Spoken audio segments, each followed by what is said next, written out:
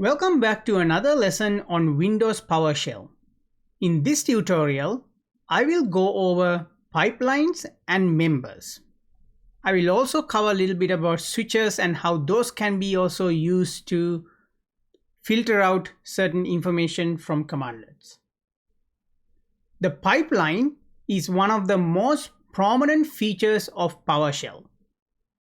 The pipeline is used to send output from one commandlet to another commandlet as an input. Most of the output from a command is sent to what is known as a standard output, and often it is shortened in PowerShell documentation as stdout. So stdout. In other words, the pipeline acts as the middleman or the middle guy between output of a commandlet and the input of the commandlet. Before we try to understand how pipeline work, we also need to consider how PowerShell 7 output information from commandlet. Few seconds ago, I mentioned the term standard output. So the reason for that is we can break down outputs into two major categories. One called the standard stream, also known as the success stream in most PowerShell documentations, and the other one called the non-standard streams. The term standard output stream, also known as standard stream, sometimes the success stream, is used because there are different kinds of output. Each of these different types of output is sent to different stream, allowing each to be read separately. So in PowerShell, the streams are success stream, which is often considered as a standard output or default output, and also include error stream, warning stream, verb row stream, debug stream, and information stream. So in PowerShell, in addition to the standard output, also known as the success stream, we also have the error, warning, verb rows, debug, and information streams. Now, if you don't still understand what this stream actually means, think of it as channels. So they're like channels for different types of messages. So if you have a TV and if you change your channel to a different channel, you'll get different types of information. You may be switching from a news media channel to an entertainment channel. Just like that, in PowerShell 7, these streams separate what type of output data is being sent out from a commandlet. You can write to these streams using associated commandlet or redirections. In other words, output streams in PowerShell are used as input data of another commandlet or variable based on the type of stream. So if it is still confusing to you, I just want to let you know, as you go through this lecture and this lecture series, I'm very confident that you will learn how these streams work and how different applications or different PowerShell scripting methods can be used to access the information according to the stream. So what's the key information that you need to, the key information you need to remember here is that in PowerShell 7, your commandlet have different way of outputting information. That includes the standard or success stream. Then the other stream includes the non-standard streams. Those are error, warning, verb rows, debug, and information streams. When assigning the output of a command to a variable or to another, send that output to another commandlet, what we are actually going to use by default is the default output, which is going to be the success stream. What does that mean? Let's look at an example. I'm going to create a variable called computer system, and I'm going to use the operator equal, and I'm going to use a commandlet called get cim instant. You don't need to know what this commandlet is. I'm just using it as an example. And I'm going to use a switch called class name. This is class name.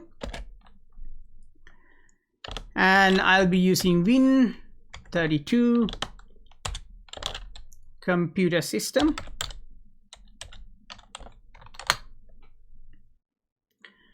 Now, in this particular line of code, what it does is it takes the get cim instant commandlet output stream, which is the success stream, and then gonna filter out based on the class name and put that into a variable called computer system. And if we call in that variable to see what it actually is doing, and if I run this, what that's going to do, it's going to list the name of my computer, the owner, the domain it's connected to, and some few more information such as the model and manufacturer. I'm using a VMware Workstation Pro virtual machine, and that's why it shows the VMware here, and this is my computer name, and I'm connected to my sanuja.local lab network environment, and it all displays here because this is what the get-cim instant commandlet going to give us. This information that shows up on this screen, this terminal, is what we call a standard output, also known as a success stream output. So that's what you get if you just run this commandlet with this type of a switch. Now, let's say that you have commandlets that have more than what the normal output is. Remember, we have outputs, things like verbose, which allow us to have information that is not a standard output. So if I put a switch here, dash verbose, and if I run the same information again, you will notice that in addition to the success stream, which contain the name, domain, model, etc., it also has some additional information such as the class name. It has also information about the root / CIMv2, etc., etc. So this is part of the verbose stream that it was not displayed when I ran the same line of script without the verbose switch on. So that's what I meant by the success stream or standard stream. So when you don't have that switch here verbose, it will display that additional information. Now, obviously, there are a bunch of other options that you can use, such as the debug and the other options here. So debug information, etc., etc. But as you go through this course, you will realize that why we use these type of different streams, so that you can filter out the information that's been spitted out by your commandlet. I'm going to clear the screen, and I'm going to give you a few more little bit of information that you should have it in your back of your mind. In PowerShell 7, we have these streams, as I mentioned multiple times: the standard output, also known as the success stream, error stream, warning stream, verbose stream, debug stream, and information stream.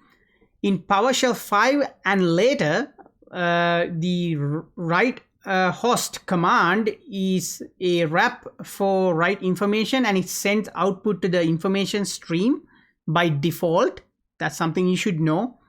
And prior to PowerShell 5, the write host command did not have a dedicated stream, and the output could not captured by the that particular stream. Therefore, you need to use the transcript, and this is by using the start dash transcript command on the console. So it's just something that you should keep it in back of your mind, especially if you're following through a textbook and you might come across the write host commandlet that does not have a dedicated stream associated with it on prior to PowerShell 5, but it does have a stream by default associated in the information stream after the PowerShell 5. Just so you know, just keep that in your mind.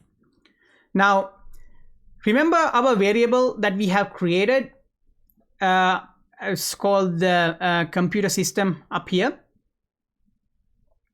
and by using the verbose switch, we were able to send information to a different stream, right? Because we send information to both the success stream that is showing here, and we also send it to the verbose stream. So the reason why we were able to do that, because it is that information, this part of the information, the verbose part of the information, is held in that verbose stream, and that switch allow us to display that information on the terminal. You see, the verbose switch gives that extra information that may be useful in certain situations that you had to use it for in your script. Now, I just want to throw that thing in your back of your mind as well, because that's an important concept. Now, having said that, now we understand some basic background knowledge on how output streams of commandlet works. You can look at pipelines and how pipelines help us use these streams in our scripts. So I'm going to delete this as well. I'm going to put a comment this line out, because that's not what we're going to use for the next little while. So pipelines are basically a method or a way that you can send output of one commandlet to another, which I have mentioned multiple times in this tutorial.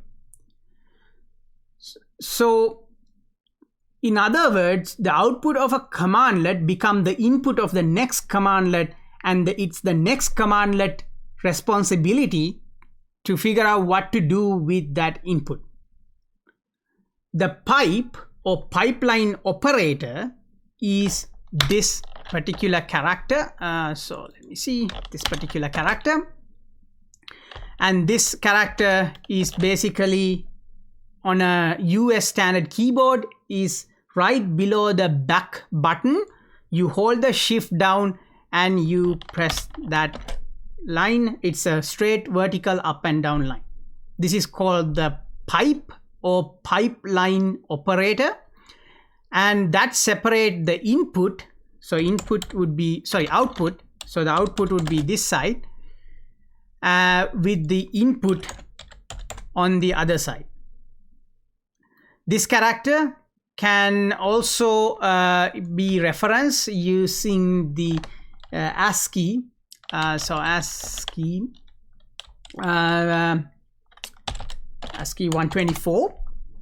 So this character is also can be referenced according to ASCII 124, because that's the specific character, and it basically separate output of a commandlet into an input of another. Now, this may be over your head because I just gave you a pipeline character and explain what it is.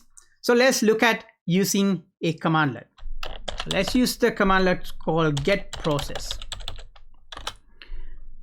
Now, if I run get process as it is, what that's going to do it will go ahead and display everything that is currently running on this computer, the processes that can be obtained through this commandlet. So if I run this right now, it's going to give you a whole list of processes currently running. So all of these are currently running processes.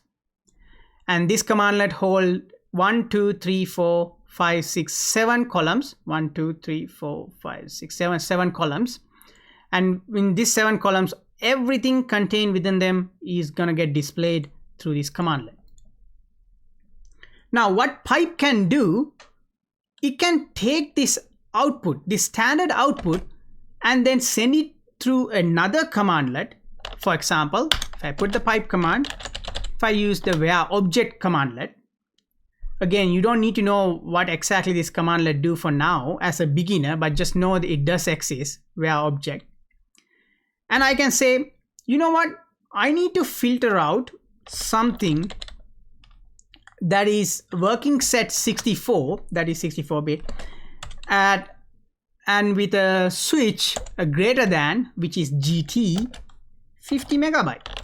So what I'm telling here right now is take the output success stream from get process commandlet, use it as an input for the where object commandlet, and further filter out items that are greater than 50 megabyte on the 64 working set 64.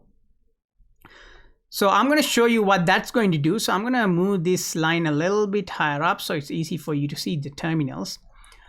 So if I run this command again, you will notice when we first ran just get process commandlet, it display a whole bunch of information associated with that. Everything in the success stream on get process got displayed. But now it is being piped into the output of the gets process commandlet, has been piped into where object commandlet, and being further filtered out. It only shows this amount of data. So in other words, we basically filtering out information or data we need using the pipe command, pipe character right here. Now I will go over switches like this, like greater than or less than, equal to, etc. in a different lecture, which is our upcoming lecture on my next YouTube tutorial. But for now, just know that you can use the pipe to not only send data between commandlets, but also then once it is inside the next commandlet, you can do further work with it using the greater than, switches, etc, etc. For example, I can even filter out, let's say I need instead of 50, I want 90 megabyte, and if I run it again, this list started out with a huge amount, and then it becomes smaller with the 50 megabyte, and here's the 90 megabyte. It has even less information displayed compared to 50 megabyte. Again, like for example, if I go 150, for example, if I run it again, it's going to get further reduced to a small number of items or information or data that we need for our script. Now, let's say I wanted to further refine this information. I don't even want this much information. So I'm going to clear the screen again. So if I run this commandlet with get process, pipe into the output success stream, pipe into where object, and filter it down to 150 megabyte only, this is all it display. But let's say even that is too much information for me. So what we can do is we can pipe where object success stream or success output into another commandlet. So you can have more than one pipe, in other words, in a one single line of code. So you can have a get process commandlet, pipe that output into where object commandlet, pipe that out further into something else, so that you can further refine this information. So let's see, I'm going to use the one called select object, and I'm going to put the switch property, and in here I'm going to select name and ID. So that what I'm doing here is I took the success stream output from the get process commandlet, put it as an input for the where object commandlet using my pipe, and I did something with that. We filter out greater than 150 megabyte, and then I took the success output stream from where object commandlet and pipe that into the input of the select object commandlet, and then further filter out by property name and ID, which will be this name and the ID. So I should only see this name, this column, and this column. None of these SI, CPU, etc. should show up. So let's run and see what happened. There you go. It filtered out not only this part, it also filtered out just the name and ID from this part. So now I have not only one pipe, I have two pipes. So I have used two pipes to further filter out and refine the information I need. So in other words, you can have multiple pipes contained within a single line of code or script in your PowerShell to filter out information. It took, in this example, it took the success stream output from the get process commandlet, piped that into the where object commandlet as an input, and then did something with it. So it filtered out certain information, and the output of this where object commandlet then got piped into, see, this is the pipe character, into the select object commandlet, and it further filtered out by the name and ID property. So you could be very creative in how you can use these pipelines. So as you can see, the pipelines, also known as the pipes, can be used for a variety of actions in terms of sending information between commandlets. So it is not limited. What I want to show you here, highlight here, is it is not limited to just two commandlet or variables, but it also can be used with multiple variables and commandlets. I'm gonna clear the terminal here. So that's in the wrong location. I'm going to type here CLS. So I clear the terminal there. I'm going to put a hash symbol here, so it's also commented out. Now, during my previous lectures, I refer some items in PowerShell as properties and methods.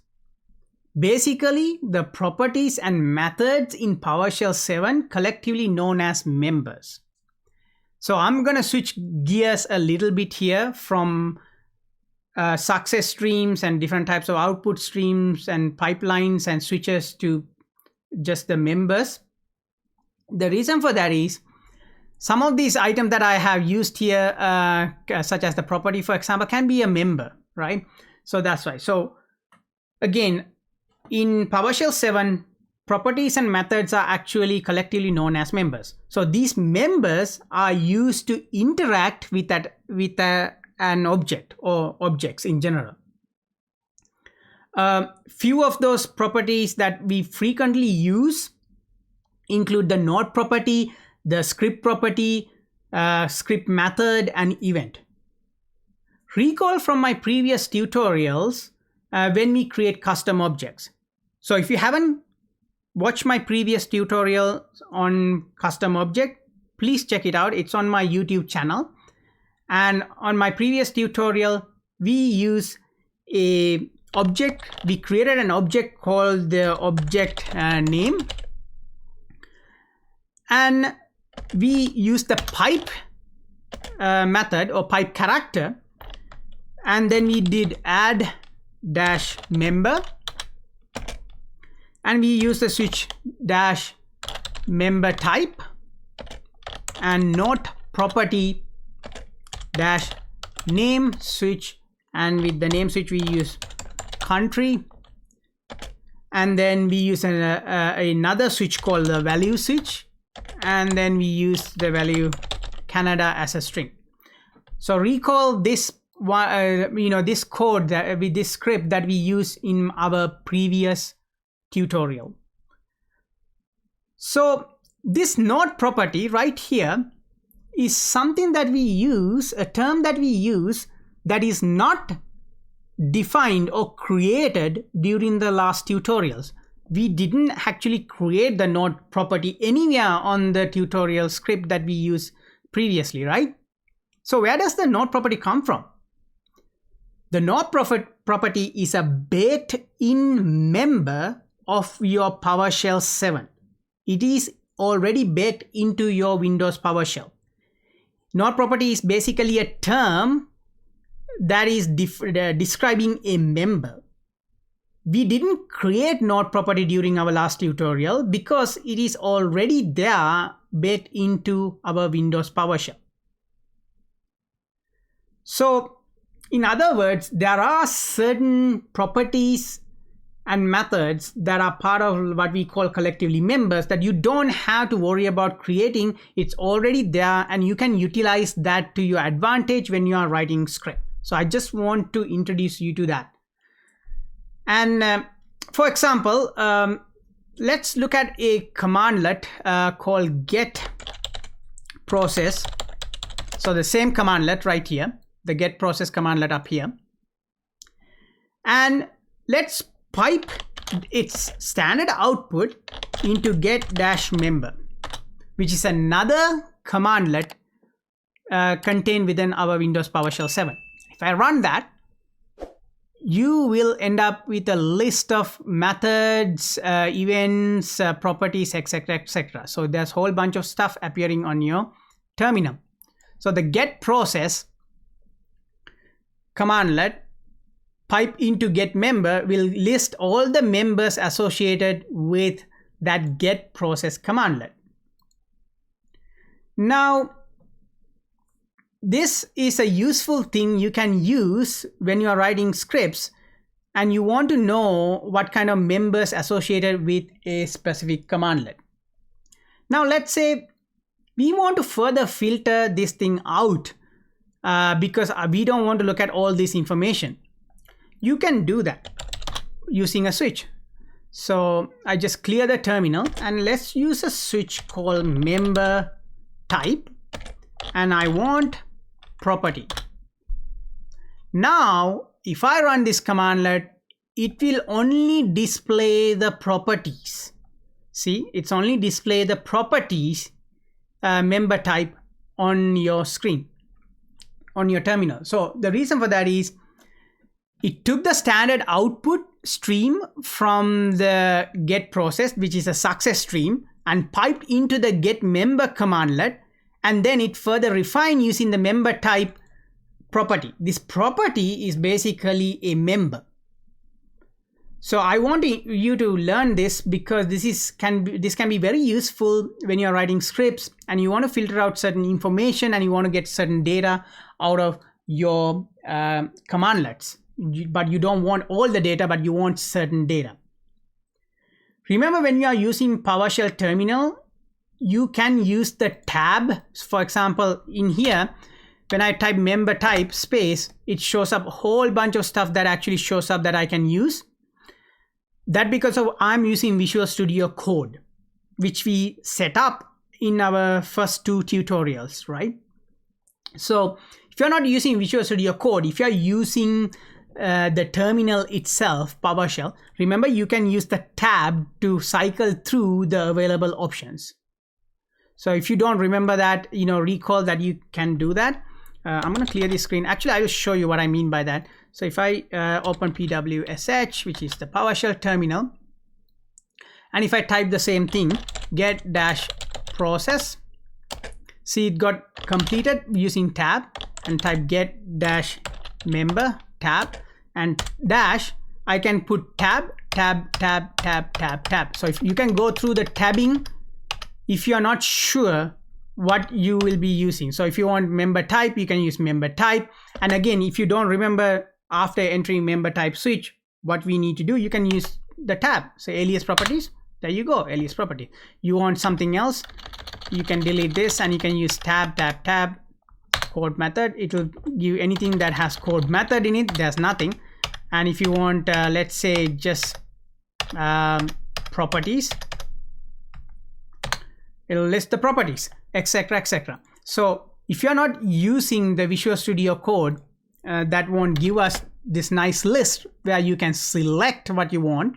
You can use the tab method on your PowerShell terminal. So just something that those of you who are not using Visual Studio Code, keep that in mind. So for now, what I really want you to understand is that you can use pipe and switches to filter out output information on your script.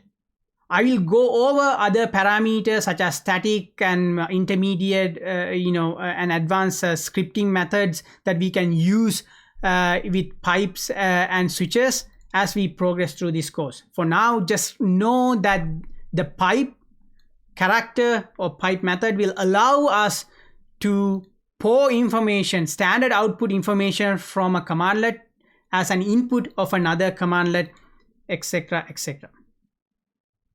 Now, today I'm also going to throw you one more thing that I would like you to know with this get process commandlet. So remember, we use get process member type properties to display just the properties information.